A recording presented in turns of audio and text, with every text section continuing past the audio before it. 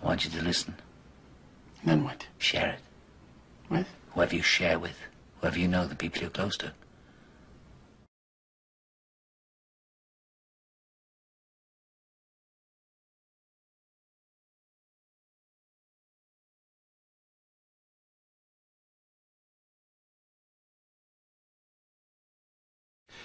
YouTube is now censoring all truther content.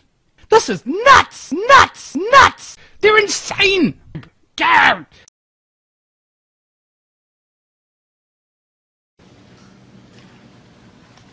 Good afternoon. My name is Dwayne Arneson.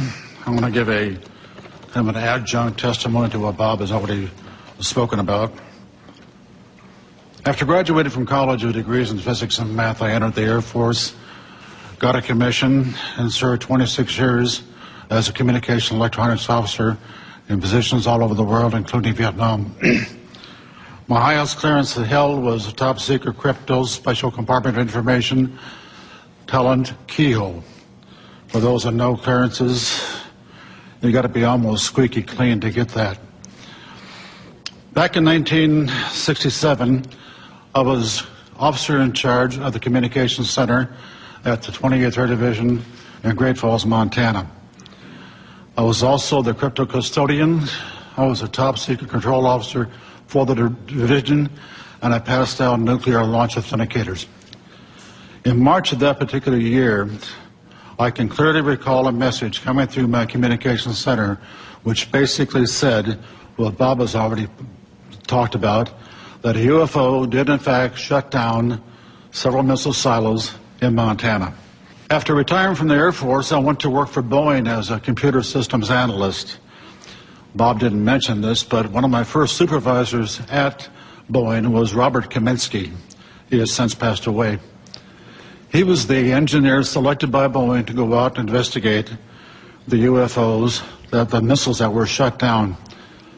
He living close by where I lived in Washington State. We got together frequently on Saturday to discuss UFOs and other topics. And he says, Arnie, those things were perfectly clean, and they did not go down by themselves.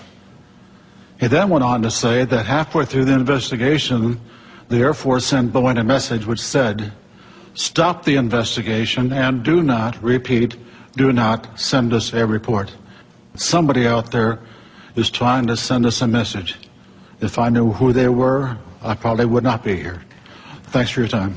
I asked him, what are you going to do with this? And he said, we always airbrush these out before we sell them to the public. So they're pesky little creatures appearing on this photograph they wanted to get rid of. This is a fact of the matter. We were really not sure after John flew whether or not there were critters, living critters out there somewhere. Critters that were captured by NASA on that mission, the STS-75 in 1996. In all my considerable experience of the entire UFO scenario, I have never seen and never expected to see footage like that. And least of all did I expect to see it on film that, or tape that had been exposed by the government in a NASA mission.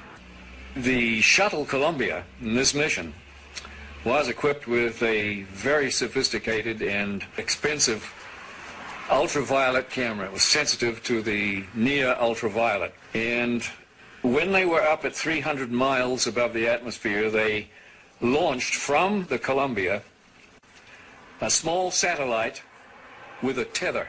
Not long after it was launched from the Columbia, the tether broke. We'll record steadily the whole break and coil back to the tether. Copy, Claude. We go. Give this a view of the satellite. Well, if it had to break, it did it in the right place. And you see on this astonishing film, you see the satellite go drifting far astern of this orbiting Columbia.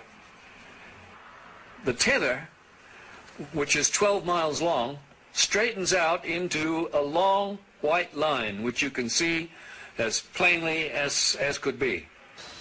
Columbia and the satellite now 77 nautical miles apart. Now, while this is all going on, a whole covey of UFOs, perhaps 36 of them, manifest to this ultraviolet camera, and they begin moving around, circulating, looking for all the world like something in an aquarium tank. The satellite, again, just moving into sunrise. Now, Houston, of course, down on the ground, is getting this feed from the Columbia, and they ask the astronauts in the shuttle, what can they see? What is it they can see? You guys getting the image? Franklin, we see a long line, a couple of star-like things, and a lot of things swimming in the foreground. Can you describe what you're seeing? Well, the long line is a tether, and there's a little bit of debris that kind of flies with us. It is like a brilliant white bar. It looks like a neon sign, and it's 12 miles long. Now, what this does is give you a sort of cosmic ruler by which you can get an idea and an estimate of the diameter of the UFOs that are flitting around down there. Now, when you see them go behind the tether, that means that you can use that tether like a ruler to measure their diameter. And those things that are down there going behind the tether are between 2 and 3 nautical miles in diameter. One of the things you see over and over again is you see UFOs materialize into the ultraviolet while you watch. You see them come from out of nowhere to the point where they are returning a response to the camera. You also see them dematerialize while you have them under observation. There's 2 of the central things that have gone on with UFOs since day one: materialization and dematerialization.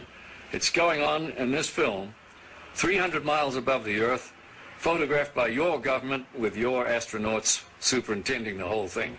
Our moon is an object that exists in our immediate space. For years, there have been anomalies recorded, such as mysterious lights, flashes, and objects that have been seen by astronomers here on Earth. NASA released a compilation of these recorded reports prior to the first moon mission.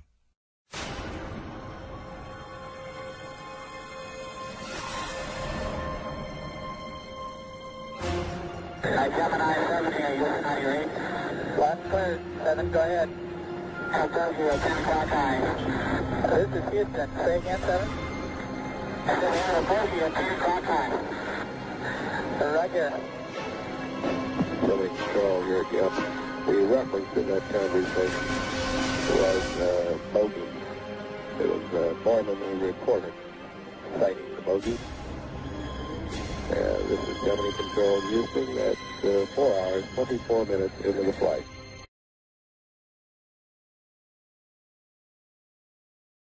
Thousands of people across the globe believe Earth is a hollow sphere inhabited by an alien civilization. I can see how this sounds silly, but the Nazi Party bought it hook, line, and sinker. In fact, the Third Reich took the hollow Earth theory seriously enough to send 3 expeditions to Antarctica, starting in 1938. One of these missions was specifically designed to search for an entrance to the Earth's interior. Based on information from Arctic tribes, Tibetan shamans, and the Occult Thule Society, Nazis were convinced the possibility was worth investigating. They declared part of Antarctica Nazi territory and named it New Swabia. If the Earth did prove to be hollow, the Nazis planned to locate Allied ships by shooting infrared waves through the Earth to England. If the interior of the Earth was, as they believed, both hollow and inhabited, the Nazis planned to contact these inhabitants and gather their support in the war on the surface world. The isolated location provided a perfect backdrop for other, more sinister experiments: submarine technology, invisible aircraft, nuclear power. I hear the British and US military may have even sent fleets of ships down to stop the Nazi activities in Antarctica in an operation called High Jump. While this Project High Jump was officially listed as a reconnaissance mission, questions linger regarding the mysterious deaths of people involved. Many researchers believe the Nazis maintained a secret submarine and aircraft base. Several Hollow Earth researchers believe the Nazis never found the entrance, but instead stumbled upon technology from the subterranean world and reverse-engineered these artifacts, ultimately designing what we would recognize as UFOs. Here's where it gets crazy. Some of these people believe the Nazis did discover an entrance to the inner world. What's more, they argue Adolf Hitler may not have died in the infamous bunker suicide, but instead escaped with his supporters to the South Pole, where the secret Nazi outposts maintained control over a passage to the interior. Proponents of this theory allege that thousands of scientists disappeared toward the close of the war, retreating into the earth. The mainstream scientific community scoffs at these allegations, but is it really that strange? We know, for instance, that the US itself recruited Nazi scientists in Operation Paperclip, and the Nazis certainly made it to New Swabia, and they felt vindicated by the endeavor, so much so that they annexed part of Antarctica to protect their claims. What did they discover amid the desolate frozen waste?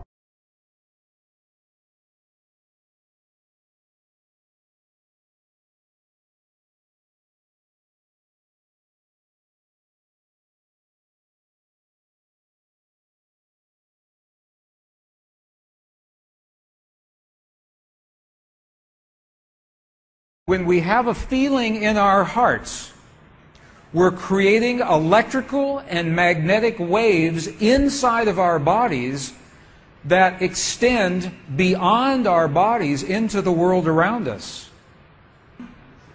This film was created in a medicineless hospital in Beijing, China. Medicineless hospital. No medicine hospital. I like that hospital. This film shows a woman who has been diagnosed with a cancer in her bladder, a 3-inch diameter cancer in her bladder, and Western doctors say they can do nothing. They say, we can't help you. So she has gone to a clinic in China where they think differently, and they apply the technology from the ancient wisdom that is the same as the science that we just saw. So what you will see is this. There are 3 practitioners, 3 people trained to feel just the right feeling, the precise, correct feeling in their hearts. They create the feeling as if the woman is already healed. Through ultrasound, we can look into her body and we can watch her cancer disappear in 3 minutes in the presence of the language that heals. So what you will see is the woman is awake. She is conscious. She has no anesthetic. She believes in the process. She believes in what is happening. And there are 3 practitioners who are trained to create the feeling in their bodies as if the woman is already healed. And then on the computer screen, we will see 2 images. One image is before the healing, and one image is actual time, real time, so we can see the healing happen. And while the healing is happening, you will hear the practitioners chant a word. And I want you to know there is no magic in the word. It could be any word. But this word is the word that they have chosen that reinforces for them, that tells them the feeling. So they agreed that this is the word that would create the feeling for them. But it could be any word. I want you to know that. So I'm explaining this now, and we'll explain it again as we go through the film. Over 8 years, the center has successfully treated more than 180 types of illnesses, including bladder cancer.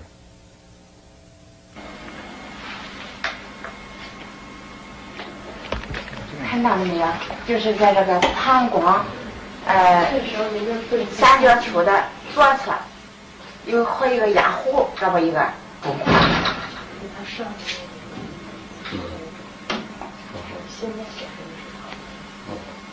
发气，各位老师，咱们一块用里面发气。哎呀，说实话，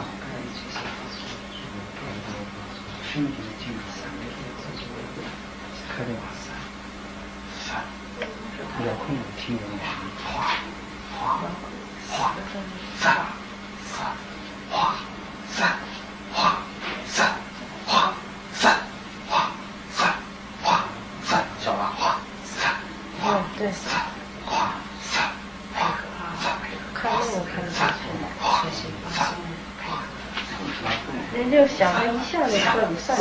你放松啊，老师在这儿散散散哗散哗散哗散哗散哗散，行了，站住！好，散哗散，没了没了没了没了没了没了没了没了没了，再下去，哗散没了，好没了没了没了没了，哗站住，没了没了没了，好没了没了没了，散散散再下去，散散消除散没了没了没了没了没了，把成打破，没了没了没了没了没了，好了没了好了没了没好了好好了好了，二宝能看出来，这是您几秒？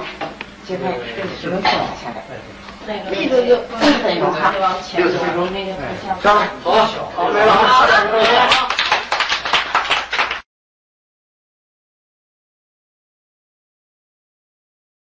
All of physical matter, everything we have around us, is the result of a frequency.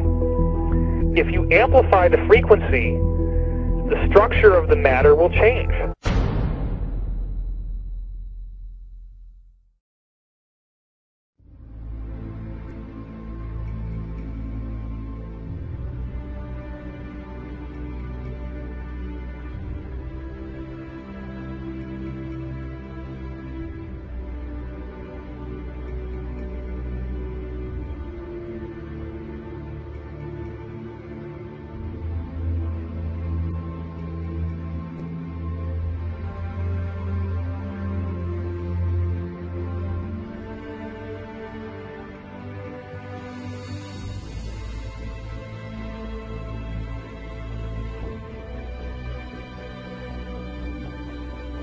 The film you're about to see has no characters, it has no people.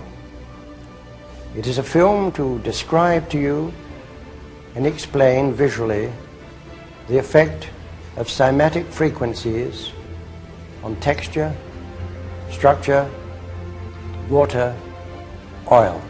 You will see many things that answer many questions. You will see living forms, living amoeba, almost animal-like creatures. You will see continents being formed, the earth itself coming into existence, explosions, eruptions, atomic explosions, and bombs. You can see all this and watch it before your eyes. But everything owes its existence solely and completely to sound. Sound is the factor which holds it together. In the beginning was the Word, and the Word was God. We are told that this is how the worlds began and how creation took shape. If we put that into the modern idiom and say that into the great voids of space came a sound and matter took shape. Please watch carefully.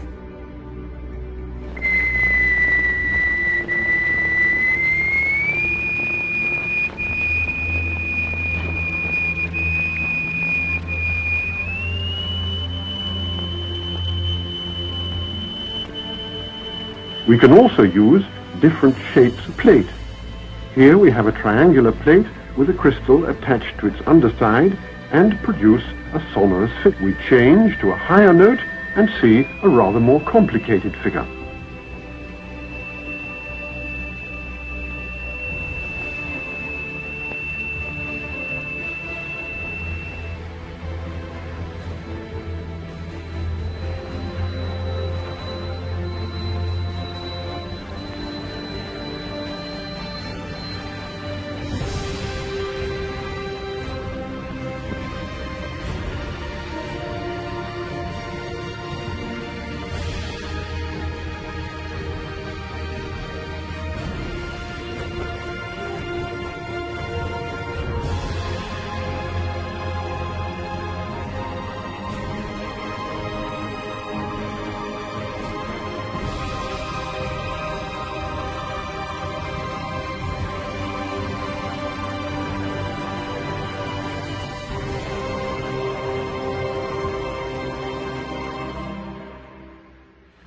we use sand and lycopodium.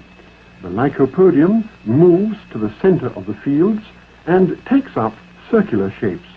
The sand forms the lines. Each material has its own special way of behaving.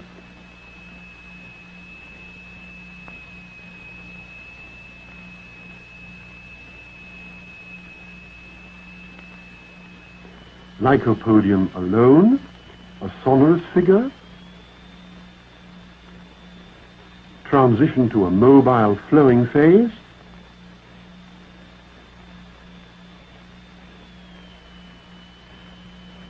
and back again to the figure.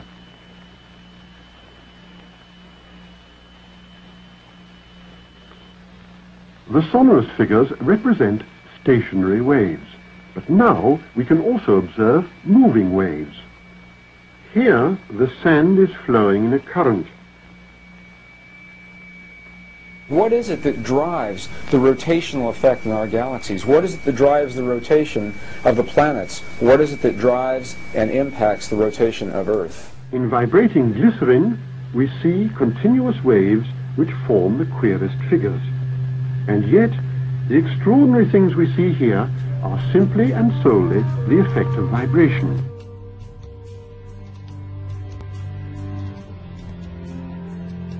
Now, what we've seen up until now are single signals, single frequencies projected in the matter. And what you're seeing here now are interference patterns of 2 or more frequencies resulting in a pulse. The pulse of the human heart, the pulse that drives the blood through the veins in your bodies. What is your heart responding to? Where does that pulse come from?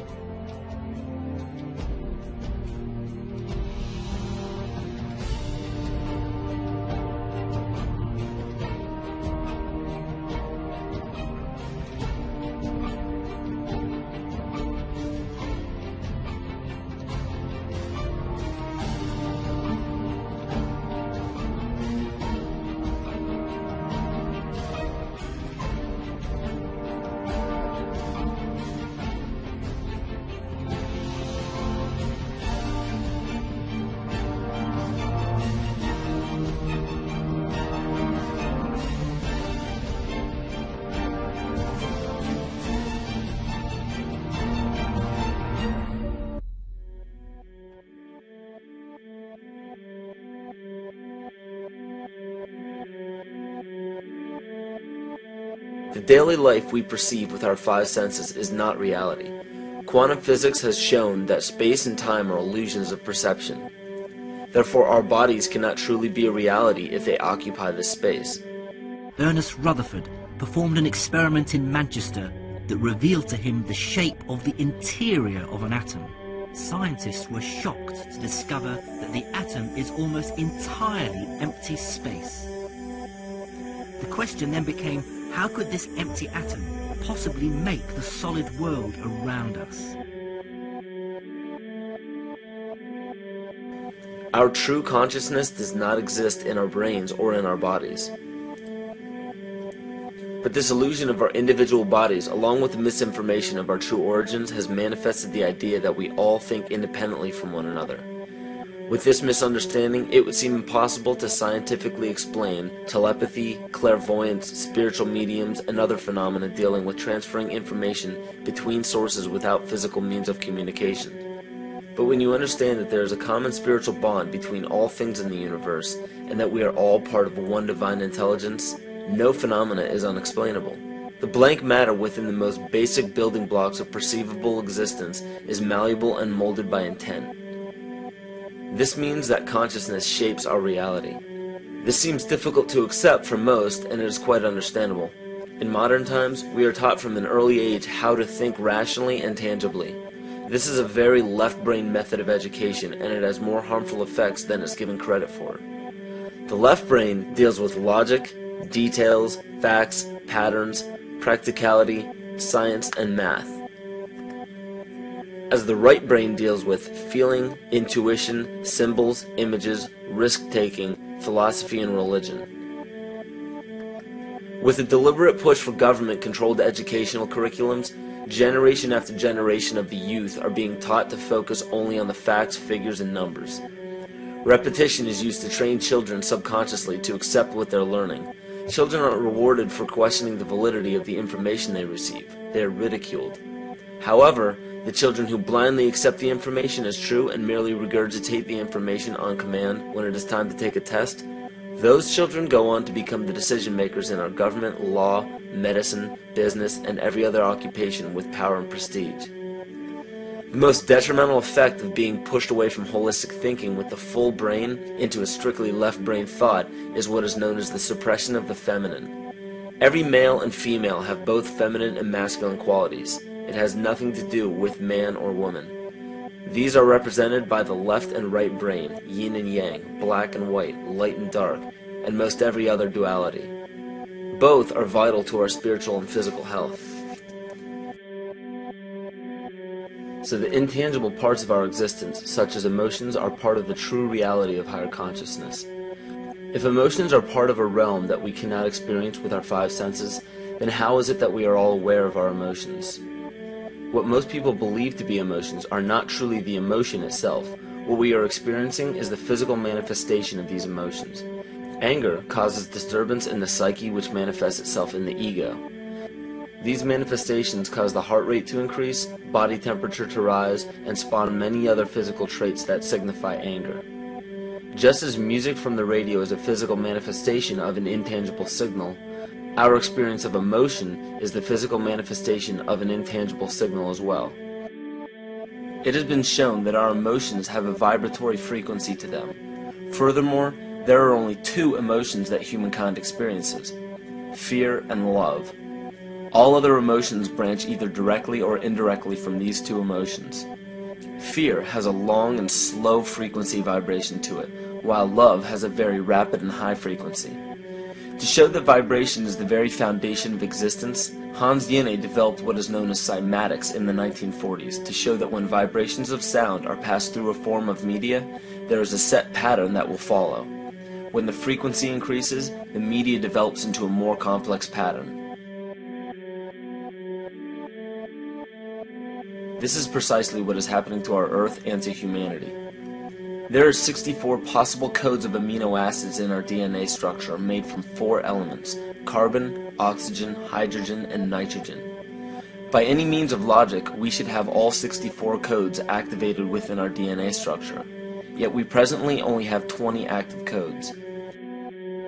And of these 64 possibilities, it appears that only 20 of these codes are turned on right now for us, the 20 amino acids. There is a switch that turns off and turns on where those coding sites lie, and that the switch for that turning off and turning on is what we call emotion. And this is the first time that we've ever seen the patterns of emotion directly physically linked to human genetic material. Well, fear is a long, slow wave of emotion. So this wave of fear is a long, slow wave and touches relatively few sites on this DNA. So an individual living in fear is limited to the number of antennae that they have available to them,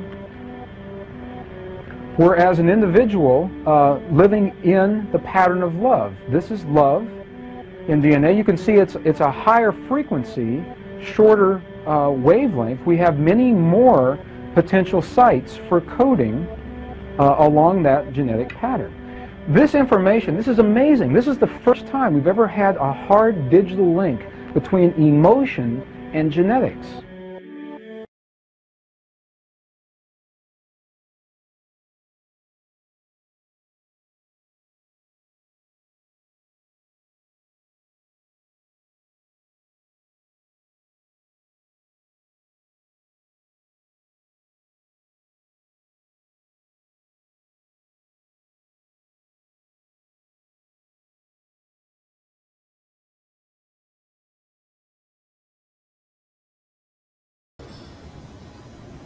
Decades ago, visitors from other planets warned us about where we were headed and offered to help.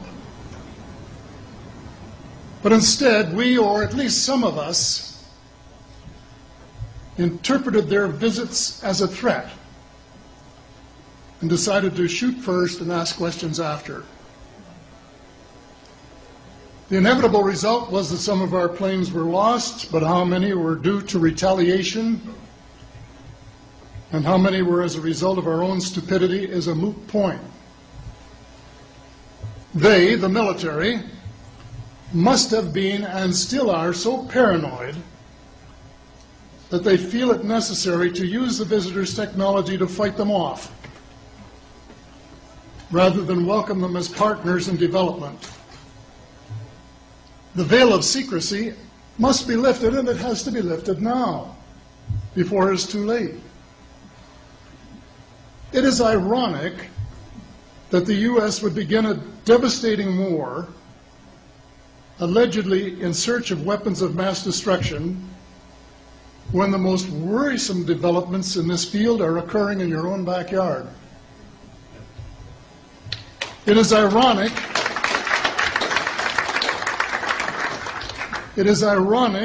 that the U.S. should be fighting monstrously expensive wars in Iraq and Afghanistan, allegedly to bring democracy to those two countries, when it itself can no longer legitimately claim to be called a democracy, when trillions, and I mean thousands of billions of dollars have been spent on projects about which both the Congress and the Commander-in-Chief have been kept deliberately in the dark.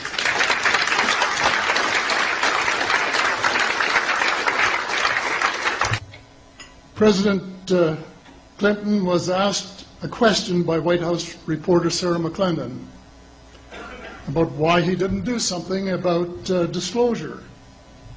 And Clinton replied, "Sarah, there's a government inside the government, and I don't control it." Excuse me, doesn't the Commander-in-Chief and the person who allegedly has their finger on the nuclear trigger have a right to know what his subordinates are doing?